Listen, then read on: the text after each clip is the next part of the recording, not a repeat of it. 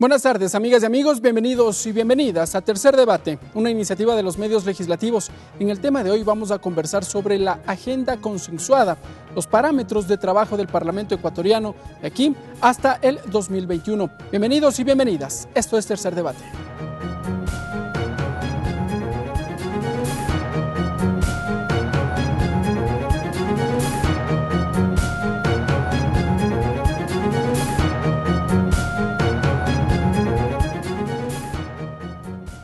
Para conocer detalles de cuál es la agenda que se proponen por parte de cada uno de los jefes de bancada, ya nos acompaña el asambleísta Jimmy Candel. Jimmy Candel, magíster en gerencia educativa, doctorado en agricultura sustentable, asambleísta por la provincia de Santa Elena por el movimiento peninsular Creyendo en Nuestra Gente, integrante de la Comisión de Fiscalización y Control Político, presidente de la Comisión de Educación, Cultura, Ciencia y Tecnología. Para complementar este diálogo, ya está con nosotros el vicepresidente de la Asamblea Nacional, el asambleísta César Solórzano.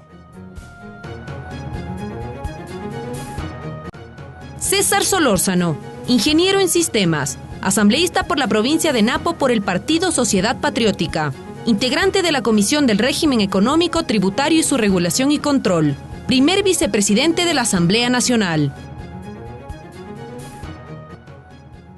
Hace pocos días, el presidente de la Asamblea Nacional, César Litardo, se reunió con los jefes de las distintas bancadas legislativas. Con ellos buscó consensuar una agenda parlamentaria que delinee el camino de la legislatura de aquí hasta el 2021. Tenemos los detalles en el siguiente reportaje. El presidente de la Asamblea Nacional, César Litardo, mantuvo una reunión con los presidentes y presidentas de las comisiones ocasionales y permanentes de la Asamblea Nacional, integrantes del Consejo de Administración Legislativa y jefes de bancada, a fin de coordinar la agenda parlamentaria 2019-2021. El enfoque de trabajo durante este periodo legislativo estará basado en 4 ejes.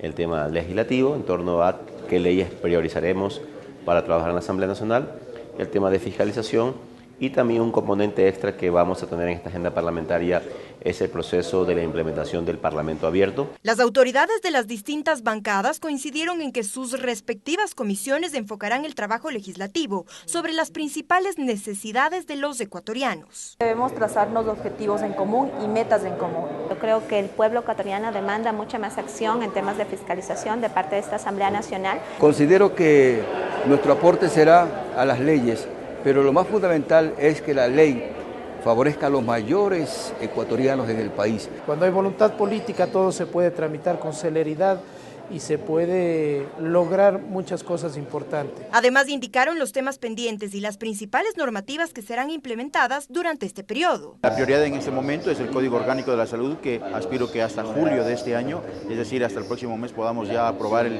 informe para segundo debate. La ley del banano está para segundo debate. Está ya en camino, muy cercana a entrar al primer debate, la ley de fomento agropecuario. Por ejemplo, tenemos varios artículos que van a fortalecer la lucha contra la corrupción. Coordinaron con el presidente del Parlamento mantener reuniones trimestrales a fin de analizar el avance del tratamiento de las leyes propuestas por cada comisión. Empleo, seguridad ciudadana, fiscalización eficiente, estabilidad democrática. Me parece que mientras lleguemos a acuerdos en esos ámbitos, vamos a poder tener una agenda de trabajo eficiente. Además, el presidente César Litardo indicó que se implementarán herramientas digitales con el objetivo de que las y los ecuatorianos puedan seguir el trabajo que hace el Parlamento. Y que permita tener una interacción entre lo que hace la Asamblea y el ciudadano e incluso poder a través de esta aplicación ver en vivo las sesiones de las comisiones, las sesiones del Pleno y así también recibir aportes a las diferentes leyes y proyectos que se tramitan en la Asamblea Nacional en forma directa por parte de los ciudadanos. La agenda parlamentaria 2019-2021 está enfocada en reflejar los 2 principales ámbitos de trabajo de la primera función del Estado, fiscalización y legislación. Tatiana Sonnenholzner, TVL Noticias.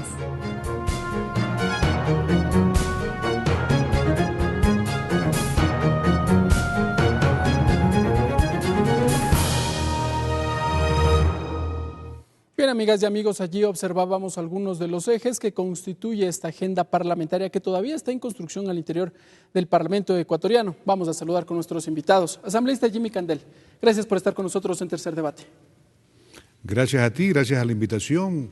Creo que esta es una oportunidad para decirle al país lo que la Asamblea está trabajando, ejecutando y planificando. Siempre es importante planificar para de esa manera tener pues una agenda que nos permita dar respuestas a nuestros electores. Claro que sí. Asambleísta César Solórzano, gracias por estar con nosotros en la televisión y la radio de la Asamblea Nacional.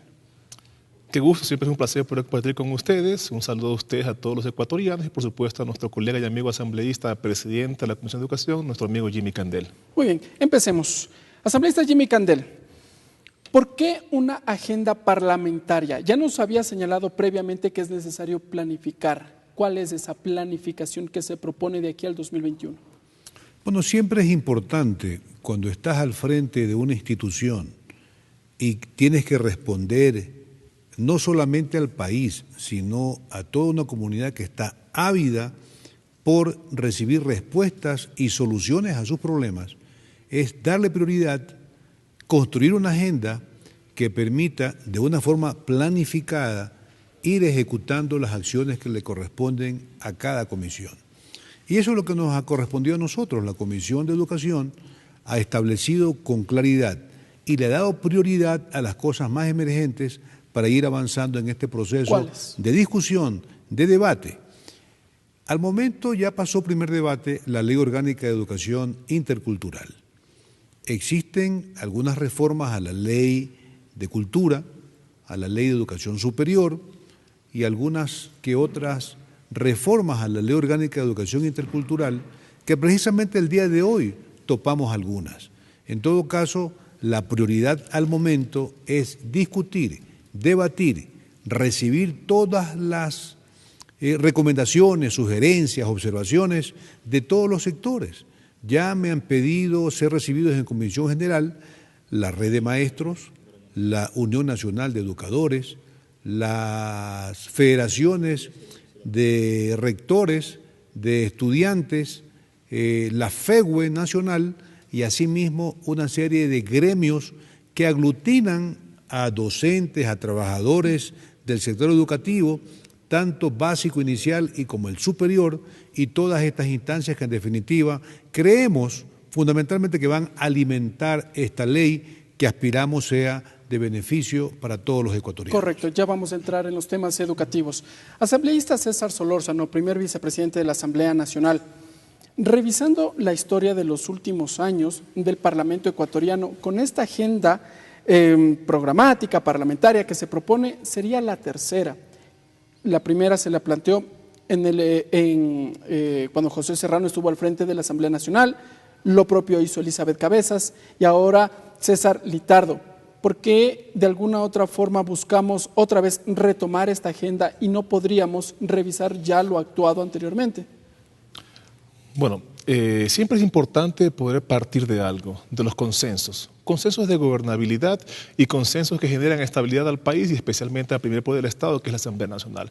Partiendo de esto, nosotros como agrupaciones políticas y como representantes de distintas bancadas políticas, dentro de este marco que tiene que ver con un consenso general, que no solamente tiene que ver con el tema de leyes, sino de generar estabilidad en el país, era necesario. Esto no se había hecho desde hace muchísimo tiempo atrás. Yo vengo desde el periodo anterior como asambleísta reelecto por la provincia de Napo, el periodo 2003-2017, y nos dimos cuenta que jamás se le preguntaba a un asambleísta qué es lo que quería priorizar o qué proyectos él quería impulsar. No había esa reunión con los jefes de bancadas. No había nunca ese tipo de reuniones, simplemente los proyectos venían directamente de presidencia y se trataban, y la agenda netamente era agenda presidencial, más no una agenda parlamentaria o legislativa. El día de hoy vemos estos cambios. Yo creo que también la coyuntura política obliga a que los presidentes que han estado dirigiendo la Asamblea Nacional se vean quizá un poco obligados a poder conversar con las distintas bancadas, pero siempre es necesario llegar a un consenso en el cual permita que todos tengamos opiniones, y bajo ese respeto, en el respeto de poder acoger todas las opiniones, es justamente que nos hemos podido reunir todos los presidentes de las diferentes comisiones, los coordinadores de la bancada, los miembros del CAL, así como sus presidentes y vicepresidentes de la Asamblea Nacional, para justamente acordar una agenda que permita trabajar de manera organizada y de manera rápida. ¿Hay una meta de normativas que se han planteado aprobar de aquí al 2021? Mire, eso creo que es un error que posiblemente caemos todos en el país, desde la prensa posiblemente también, y los ciudadanos que creemos que mientras más leyes se aprueben es porque está trabajando más el legislativo.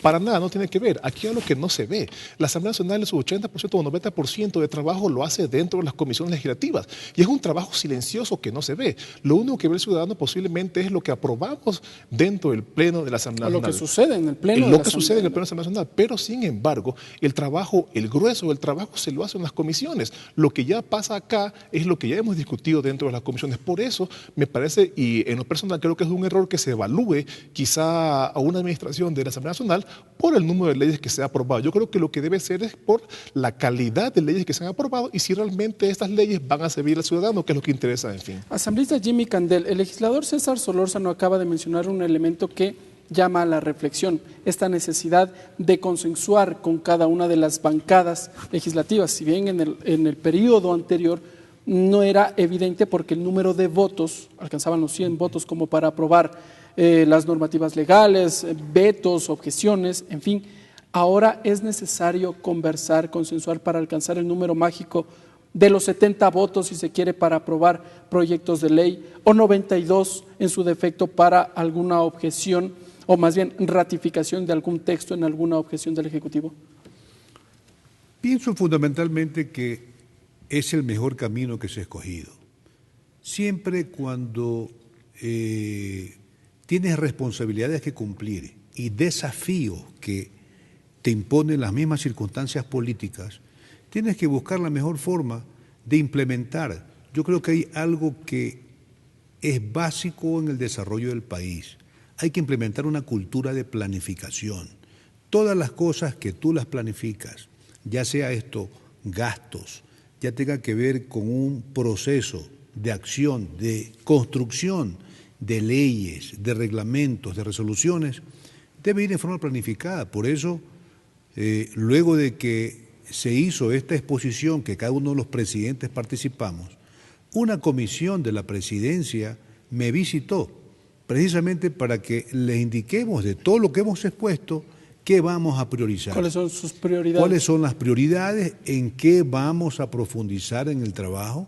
Y es lo que hemos respondido, le hemos dicho, para nosotros primeramente vamos a trabajar y darle mucho énfasis y atención a la Ley Orgánica de Educación Intercultural. Usted está viendo las respuestas, el país está viendo y es testigo de que el Ministerio de Educación, por no hablar de otros ministerios, es un caos, se ha constituido en un problema tremendo. Hay también el tema de la entrega de cupos. Busque un profesor que hable bien de la entidad para la cual trabaja.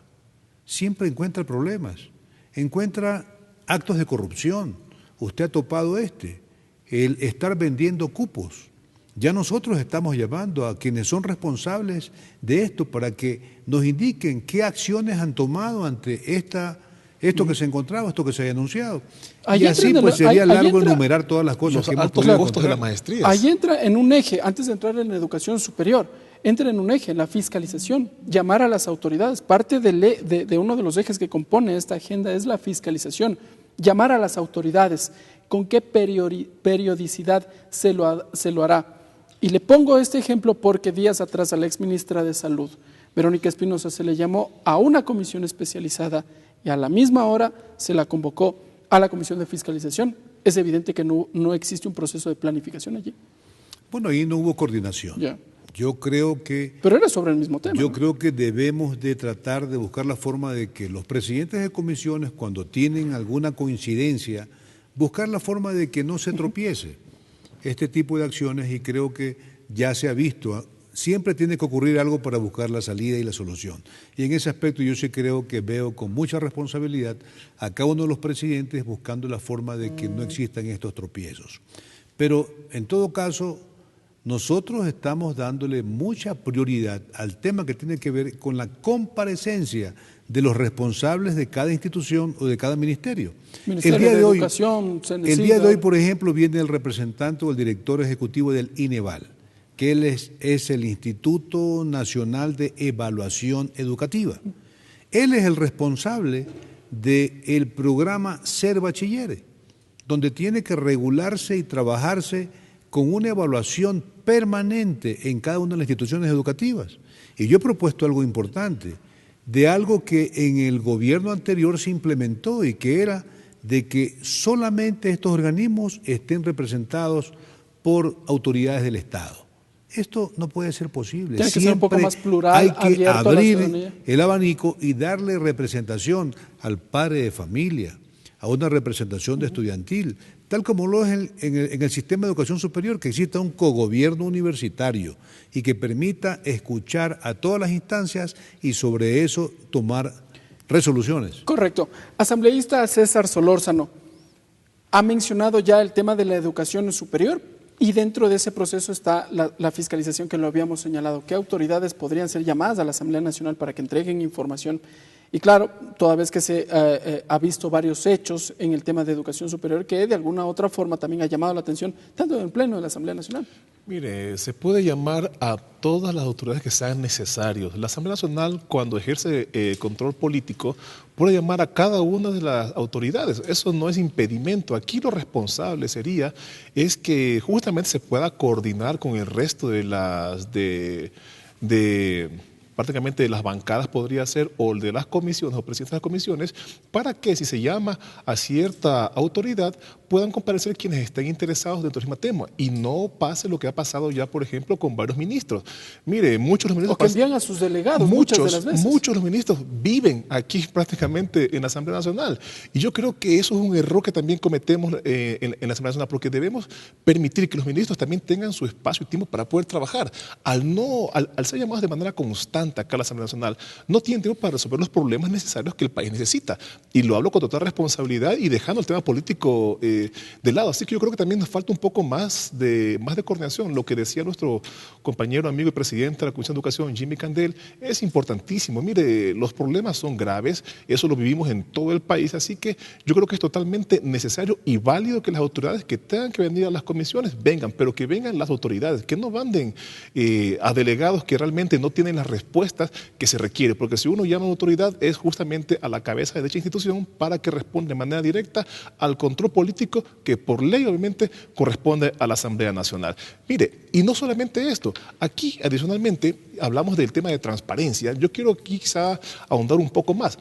Aquí queremos implementar algo que sea un poco de parlamento abierto. ¿Qué tiene que ver el parlamento abierto? ¿En qué consiste? ¿En qué consiste? Consiste en la lucha contra la corrupción, consiste en transparencia, consiste en rendición de cuentas. Entonces, bajo este marco, este concepto de parlamento abierto, que lo queremos implementar dentro de la Asamblea Nacional, esperamos justamente combatir, por supuesto, la corrupción y permitirle una mayor participación de la ciudadanía, que este espacio de la Asamblea Nacional se abra mucho más para que la ciudadanía se sienta mucho más cercana a lo que discutimos aquí en la Asamblea Nacional. Asambleísta, pero para combatir la corrupción se necesitan herramientas.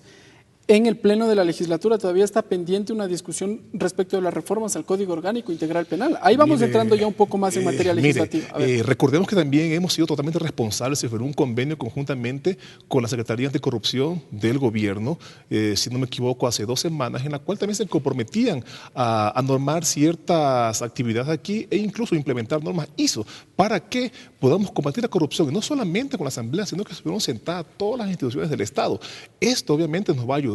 Y esta norma también, como les digo, el Parlamento Abierto va a permitir que el primer fiscalizador de la Asamblea Nacional sea el ciudadano. Pero ¿qué pasa, asambleísta, cuando el Pleno del Parlamento Ecuatoriano, y asambleísta Jimmy Candel, qué es lo que sucede cuando en el Pleno del Parlamento Ecuatoriano se aprueba una normativa con amplia mayoría, por unanimidad, por decirlo así, y el Ejecutivo la veta totalmente? Días después envía estas iniciativas o proyectos de reforma al Código Orgánico Integral Penal en donde se incluyen figuras como el comiso de bienes, que ya estaban en la normativa que fue vetada totalmente.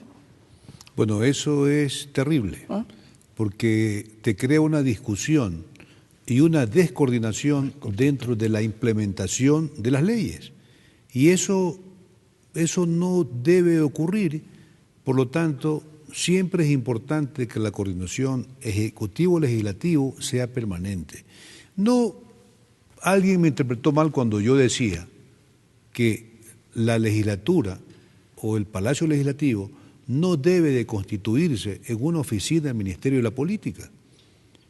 Porque acá está la ministra de la Política todo el tiempo. Entonces, porque de pronto se piensa de que la legislatura está en un camino de hacer solamente lo que dice el Ejecutivo, tal como ocurría en el gobierno anterior, que desde Carondelet se enviaban todas las leyes a discutir acá, y como había más de 100 votos, había una mayoría absoluta, eso hacía posible de que desde allá, aquí ni discutían, tal como venía Carondelet, se hacían las cosas. Aquí existe hoy día una asamblea que discute, que debate y busca los mejores caminos para que el ciudadano sea considerado y sea tomado en cuenta. Ahí viene la pregunta directa.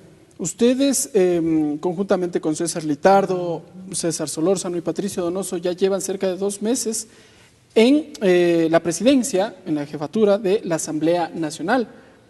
¿Cómo avanza la aprobación de las normativas, no? Porque finalmente ese es uno de los cuestionamientos que empieza ya a surgir. Mire, acotando un poco para no alejar un poco de lo que comentó el asambleísta Candel, nosotros como Asamblea Nacional tenemos total independencia, eso lo hemos manifestado desde un inicio, y la coordinación que se tiene con el Ejecutivo no se la debe tomar como que fuésemos una oficina o quizá un ministerio más del Estado o del gobierno. Entonces, eso primero yo creo que ha quedado claro en esa nueva administración. Hemos tenido y vamos a tener total independencia en las leyes que vamos a tratar. Justamente por eso tenemos aquí este conversatorio con los diferentes presidentes de las comisiones y presidentes de las distintas bancadas en la Asamblea Nacional, para justamente consensuar una agenda parlamentaria.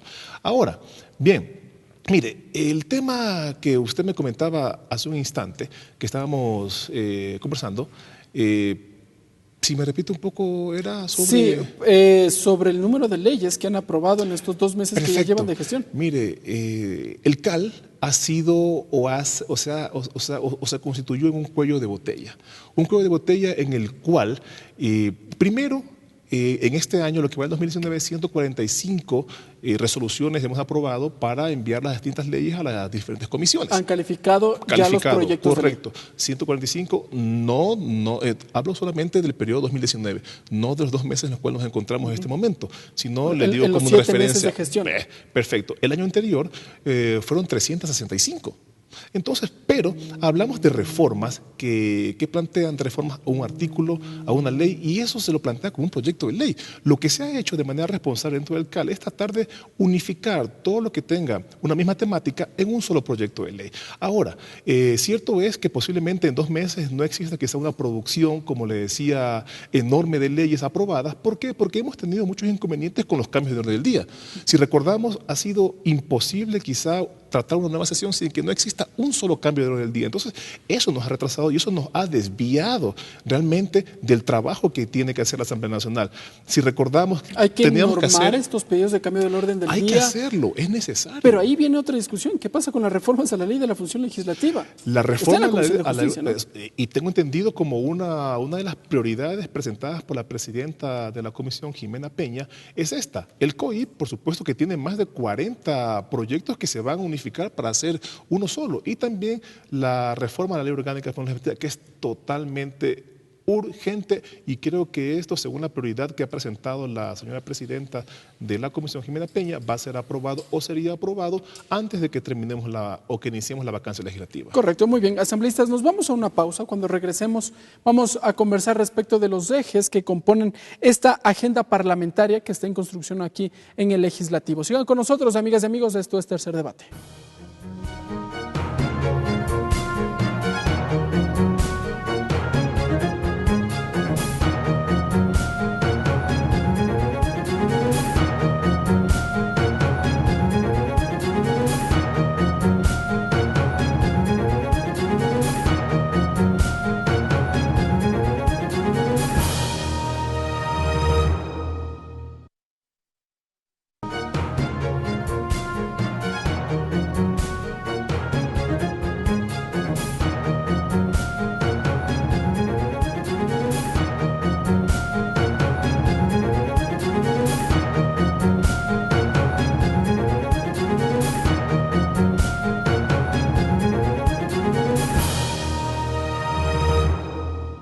Gracias, amigas y amigos, por continuar con nosotros en la señal de la televisión legislativa y la señal de la radio de la legislatura en todo el territorio ecuatoriano. Vamos ahora a revisar un video en donde detallamos los objetivos de esta agenda parlamentaria que se discute aquí en el legislativo.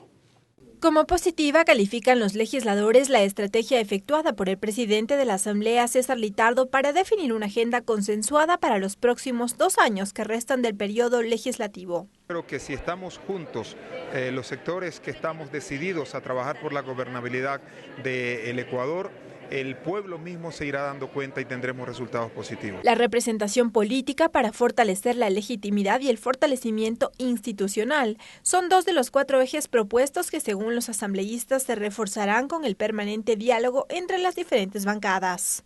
Estamos prácticamente ya en la recta final. Eso significa que ya nos conocemos, nos hemos tratado y sabemos que solamente conversando, dialogando, podemos encontrar la aprobación de las leyes más importantes a beneficio del pueblo ecuatoriano. Ya en materia legislativa, la construcción de leyes que beneficien directamente al ciudadano es la consigna. El presidente de la Asamblea detalla los proyectos que serán prioritarios.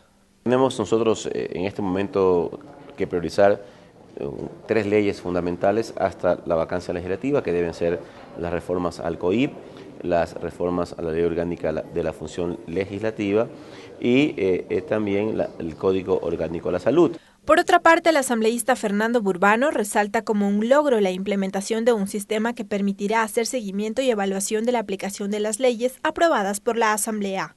Implica que cada comisión especializada de la Asamblea Nacional podrá evaluar las leyes en coordinación con la Unidad de Técnica Legislativa, con participación ciudadana y cooperación con la academia. De tal manera que vamos a saber si la ley que aprobamos está siendo utilizada adecuadamente, está siendo usada por los ciudadanos, ha resultado el beneficio esperado positivo o está mal hecha. El fortalecimiento de la función de fiscalización y control político de la Asamblea también será otra de las prioridades, así como también la participación ciudadana en la construcción de leyes y la generación de cercanía del Parlamento con el territorio. Lorena Espinosa, TVL Noticias.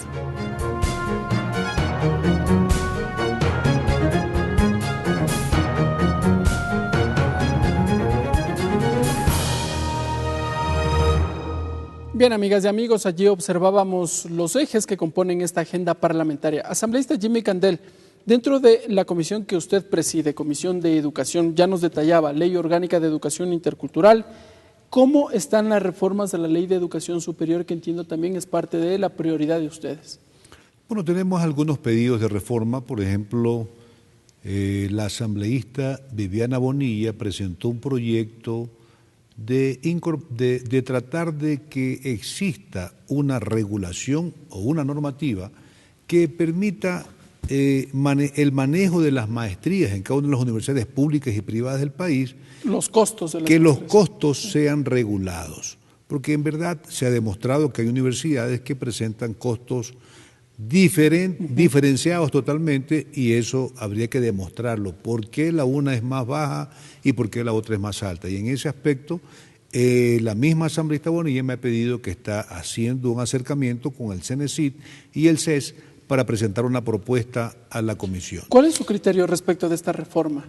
Bueno, yo creo que desde el inicio que yo vi la propuesta, yo dije con claridad: la culpa no es de las universidades, la culpa es del CES, porque como universidad, nosotros como universidad, y digo nosotros porque fui rector universitario, claro, y por eso tuve esa experiencia y conozco los temas.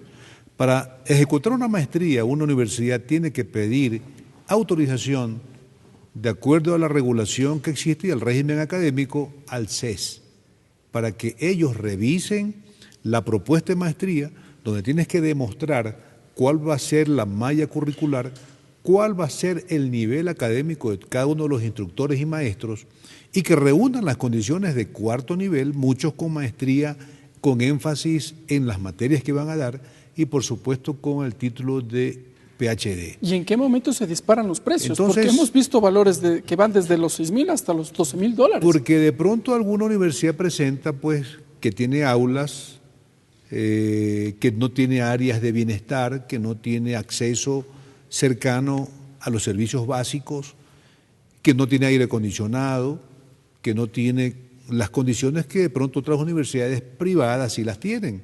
Hay públicas que también las tienen y no le piden favor a ninguna privada. Pero eso es lo que hay que regular, a quienes autorizan. Esos funcionarios que hacen el informe y dicen, está aprobado que esta maestría cueste 15.000, que esta maestría cueste 20.000, que esta cueste 2.600, que esta 5.000, ahí hay que ponerle el ojo. Y ahí, asambleísta, le pongo el argumento desde el otro sector. Seguramente desde el ámbito privado le señalarán de que será el mercado quien regule los costos y que precisamente en el sector privado no pueden entrar a regular. Tenemos diferencias entre públicas. Le van a colocar ese argumento. Tenemos diferencias entre públicas también. No quiero nombrar las universidades, pero una universidad tiene una maestría en administración de negocios en $3.500 y otra pública también tiene el precio de 10.000. Entonces, si hay diferencias a pesar de ser públicas, entre públicas. Entonces, esa parte sí creo que es importante discutirla. Aparte de que también hay otras propuestas. Yo también hago una propuesta en la que también la vamos a discutir en segundo debate, de un proyecto, y que esto sí, ahora que tenemos un miembro de nuestra bancada y que con mucho orgullo lo decimos, tenemos a César Solórzano, que es vicepresidente y miembro del CAL, vamos a encontrar que se le dé mayor agilidad a los procesos. Yo tengo una experiencia. Brevemente. Este proyecto de la que yo te estoy convencionando y que se trata precisamente de regular el tema de la intervención en las universidades. A veces se nombran a dedo los interventores y los interventores deben de reunir las mismas características que te exige la ley. Entonces, esas cosas hay que regularlas y ese proyecto lo presenté yo en marzo o abril del año 2018 y fue entregado ya aprobado por el CAL, pasado por la Unidad Técnica Legislativa, casi al año. Por eso es que pasó la aprobación del segundo debate de la Ley Orgánica de Educación Superior y no pude presentarla. Entonces, ahora la vamos a presentar. Entonces, yo aspiro que este CAL, con todas esas experiencias, no vuelva a cometer lo mismo que me ocurrió a mí. Muy bien. Y que no le ocurra esto a otros legisladores. Ahí el mensaje asambleísta César Solórzano. Legislador, el presidente de la Asamblea había señalado que existe como prioridad, previo al segundo receso legislativo de este año que empezará en agosto, 3 normativas: reformas al Código Orgánico Integral Penal, el segundo debate del proyecto de Código de Salud, que todavía no concluye, y las reformas de la Ley Orgánica de la Función Legislativa. Uno creería que por interés ciudadano debería estar primero COIP, que es el Código Orgánico Integral Penal, y Salud. Pero ¿qué pasa con la discusión en materia de salud? Bueno, si es por interés ciudadano, también debería estar, por supuesto, las reformas al Código de Trabajo. Debería ser también... Pero no han llegado, ni siquiera también, por parte del Ejecutivo. Existen, no, pero no es necesario que el Ejecutivo las envíe, porque tenemos reformas planteadas dentro de cada una, dentro de la comisión, planteadas por distintos asambleístas, por supuesto que las tenemos. Pero hay una crítica, la Comisión de Trabajadores todavía no logra reunirse. Bueno, eso ya lo vamos a discutir, pero mire, también tenemos nosotros allí una reforma a la Ley Orgánica de Fomento Ambiental, la cual habla también del impuesto verde, que eso ya está elaborado y creo que el día de hoy se aprobó el informe para segundo debate y eso va a pasar al Pleno y seguramente dentro de la próxima semana, espero a más tardar 15 días ya tengamos aprobado o derogado ya este impuesto. Hay muchas prioridades, pero antes de la vacancia legislativa que va a ser en agosto, existen prioridades como, ya lo iniciamos, ya lo dijimos hace un momento, Ley Orgánica en la Función Legislativa. ¿Es prioridad ciudadana esa? Mire, es prioridad porque nos va a permitir sacar todo lo que se encuentra dentro de la Asamblea, porque recordemos, le decía, los cambios de orden del día son un problema en realidad, son un problema y un inconveniente porque quita tiempo, por supuesto, y obviamente también lo que quita es la capacidad de la Asamblea Nacional a reaccionar y a discutir los proyectos de leyes importantes. Si no tuviésemos quizá muchos cambios de orden del día, lo que haríamos es discutir lo importante, discutir las leyes que realmente interesan al país, como les decía. Los ejes, ¿cuáles son? Salud, seguridad social, empleo, que es lo que estamos buscando. Alrededor de 5 millones de ecuatorianos están en la parte informal y necesitamos dar una respuesta a aquellas personas. Tenemos la lucha contra la corrupción, que no podemos dejar de seguir, obviamente, y de seguir luchando contra la corrupción. Y obviamente esta Asamblea tiene que ser un eje y una base para que desde aquí, obviamente, seamos por decirlo así, quienes realmente demos soluciones ya definitivas en contra de la corrupción. Entonces, bajo estos ejes que estamos hablando, el tema de educación, el tema de seguridad ciudadana, son la parte fundamental, pero para poder discutir todas estas leyes debemos nosotros, obviamente, tener una mejor ley orgánica de la Función Legislativa, la cual nos permita a nosotros discutir todas estas leyes y sacarlas con mayor tiempo. El compañero Jimmy decía y se quejaba del CAL con total razón, con total razón. Yo estoy planteando al presidente de la Asamblea Nacional que mantengamos a la semana un par de días de intensas reuniones en el CAL para poder sacar y asignar todas estas leyes a las comisiones que pertenecen. De esta forma, lo que hacemos obviamente es dar mayor trabajo a las comisiones que, como les repito, allí se trabaja, si no es el 80 o el 90% de la producción legislativa salen de las comisiones. Le voy a colocar un ejemplo. Hace pocas horas la Comisión de Participación Ciudadana recibió a Diana Tamaín, actual presidenta del Consejo Nacional Electoral. Ella fue miembro del Consejo Nacional Electoral Transitorio. Posteriormente recibió a Enrique Pite, el actual vicepresidente del Consejo Nacional Electoral. Posterior recibió a José Carlos Tuárez, presidente del Consejo de Participación Ciudadana. En el tema de fondo sí, revisar lo actuado por el señor Tuárez porque existen estos indicios de irregularidad que habría presentado al momento de su postulación. Pero en el tema de fondo, insisto, es que esta comisión no va a elaborar ninguna reforma legal o alguna normativa que permita mejorar todos estos procesos, sino que finalmente se buscaría tener indicios para llevarlo a juicio político al señor Tuárez. No creo que sea ese realmente el objetivo. Toda comisión puede llamar a cualquier autoridad. Aquí el objetivo que yo creo central es obviamente llamar al señor Tuárez. ¿Por qué? Porque existen supuestas irregularidades de cómo pudo él pasar por todos los filtros que se supone que son justamente para que ese tipo de cosas no sucedan. Al evadir estos filtros, la preocupación nuestra ¿Pero él evadió o las autoridades de control no vigilaron? Exactamente, pero obviamente debemos escuchar primero la versión del presidente del Consejo de Participación Ciudadana, ¿sí? Es necesario escuchar la versión del primero.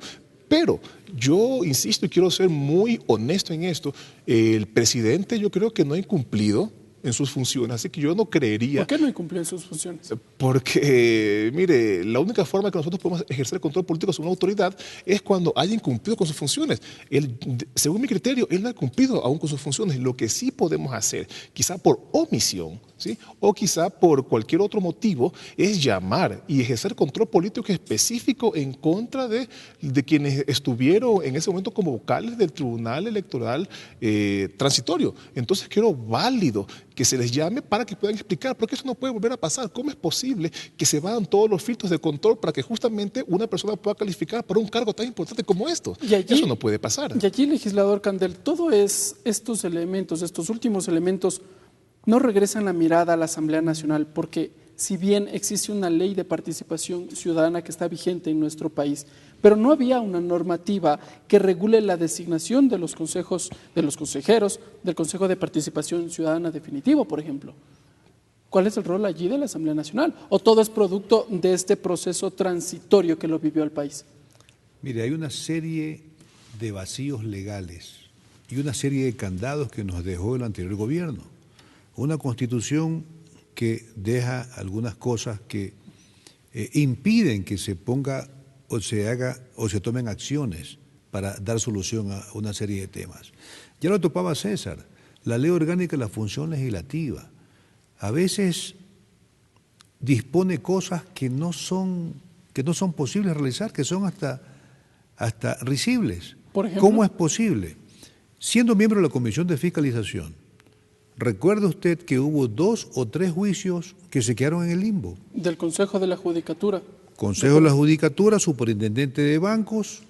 Esos fueron los 2 que nos reunieron los votos que se quedaron en el limbo. Para aprobar un informe o para rechazarlo, porque no había los votos. El ex procurador también.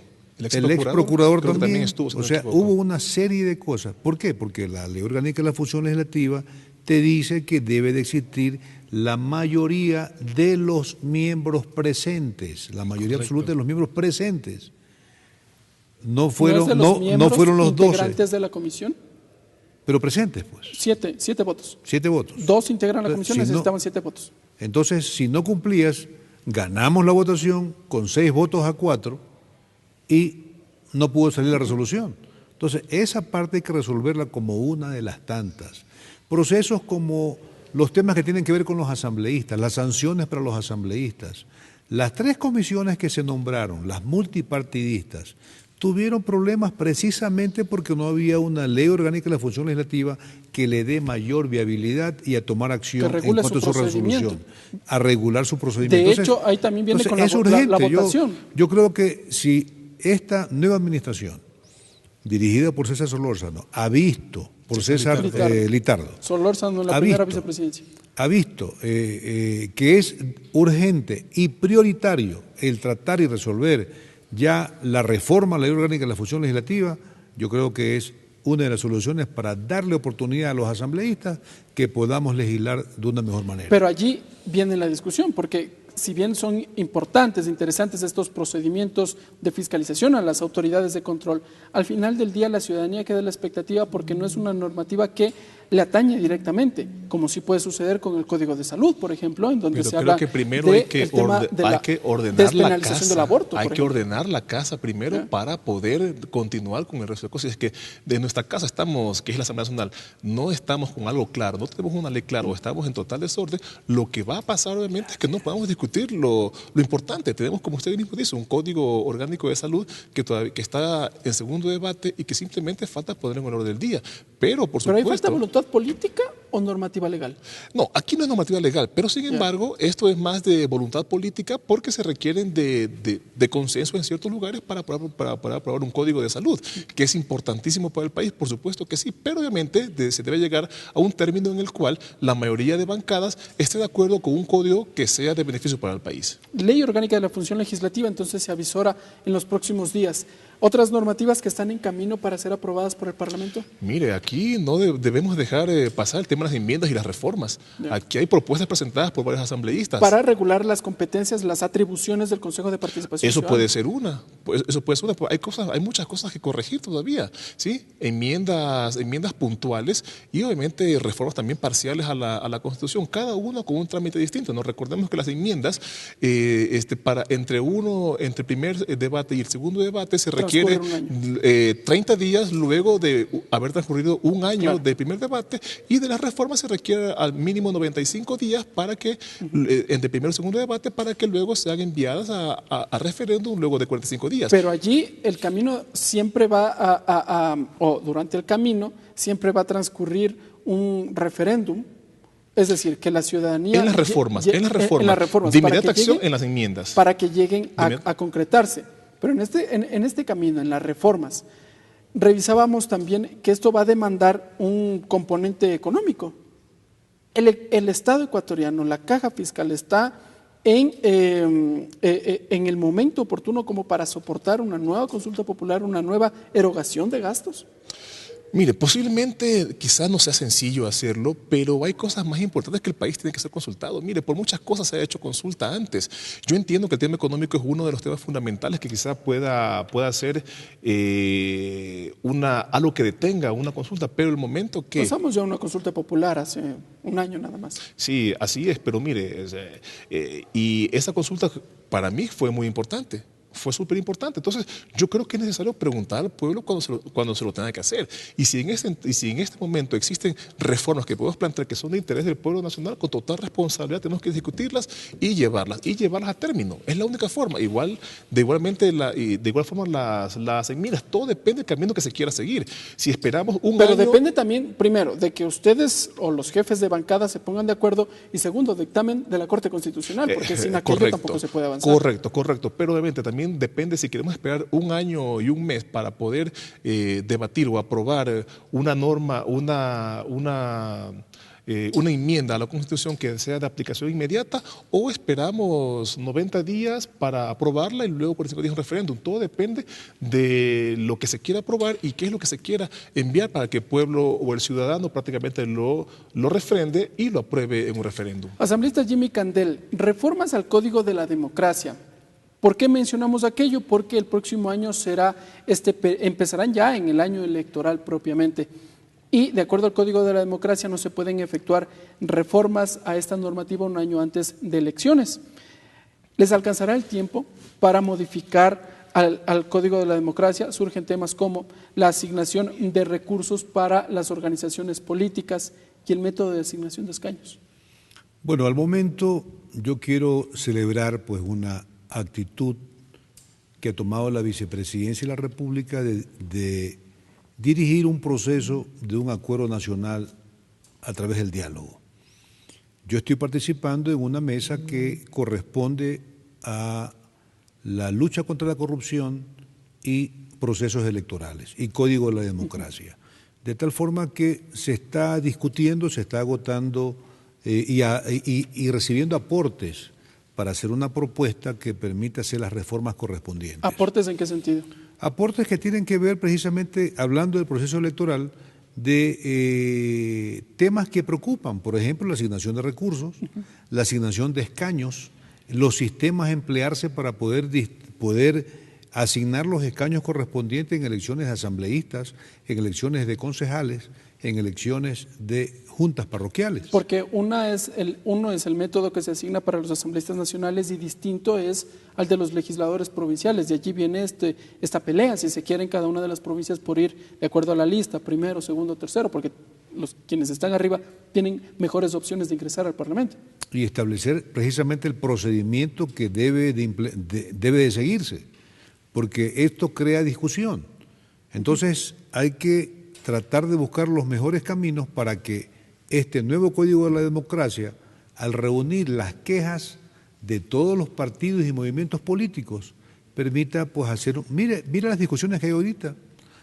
Hay impugnaciones de candidatos que dicen que no se tomó en cuenta el procedimiento tal como lo decía y lo disponía el reglamento, la normativa. A propósito, impugnaciones que hace pocos días recién culminaron, cuando ya el proceso electoral se cerró el 24 de marzo. Como nunca, el Tribunal Contencioso Electoral ha trabajado, lo han hecho trabajar y se ha dado el lujo de no permitir posesionar autoridades de gobiernos autónomos descentralizados.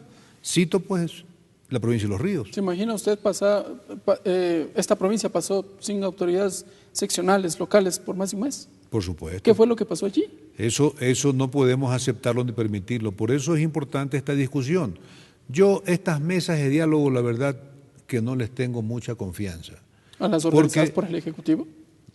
¿Por qué? Por la experiencia existente. En 10 años de gobierno del presidente Correa se hicieron estas sesiones de diálogo, pero esas sesiones que existió mucho diálogo y participación ciudadana, por último el presidente Correa hacía lo que le daba la gana. Y lo que discutía y todos salían todos que después ya no querían ni participar en una socialización de algún proceso porque se terminaba haciendo lo que le daba la gana, si no al presidente Correa, a la autoridad correspondiente. Pero entonces, ahora no dicen que estamos en un nuevo momento, que a lo mejor estas observaciones pueden ser recogidas. Yo estoy participando y tengo confianza en ello. Tengo confianza en un hombre joven como Otto Sonnenhösner, a quien creo que está pues brindando la posibilidad de aperturar a toda la ciudadanía a que participe. Y en ese trabajo estamos incorporados. ¿Les alcanzará el tiempo para aprobar estas reformas al Código de la Democracia hasta diciembre de este año, ya publicadas en el registro oficial? Yo pienso que sí. Si lo hacemos con mucha dedicación, le ponemos velocidad, le ponemos acción, si está de por medio y llega esto a la Asamblea Nacional, yo pienso que será importante que cada una de las bancadas correspondientes hagan conciencia de que es importante de que estas cosas se implementen y que esta Asamblea cumpla con la ciudadanía y dé una respuesta clara de cuáles son nuestros compromisos y nuestras obligaciones. Asambleístas, ustedes son parte de la bancada de independientes y la pregunta es directa, ¿cuál será su actuación cuando el Ejecutivo remita la Ley de Fomento Productivo 2? Toda vez de que entre los ejes de trabajo dentro de la agenda se encuentra la reactivación económica del país. ¿Cómo van a actuar ustedes? ¿Permitirán reformas tributarias, posible incremento en el IVA, se ha dicho, reformas en materia laboral, incrementar los años de aportación para el Seguro Social? Bueno, la bancada de Integración Nacional a la cual pertenecemos, realmente no hemos discutido lo que puede ser las posibles reformas que envíe el señor Presidente de la República, Pero a título personal quiero decir que vamos a ser muy claros, concisos y precisos, que no vamos a permitir que se incrementen los años de jubilación. Para nada. Sí creo firmemente en que necesitamos tener políticas un poco laborales, un poco más abiertas para permitir que no solamente se quede cerrado en un círculo pequeño el tema laboral, sino que se amplíe el espectro y más personas puedan laborar.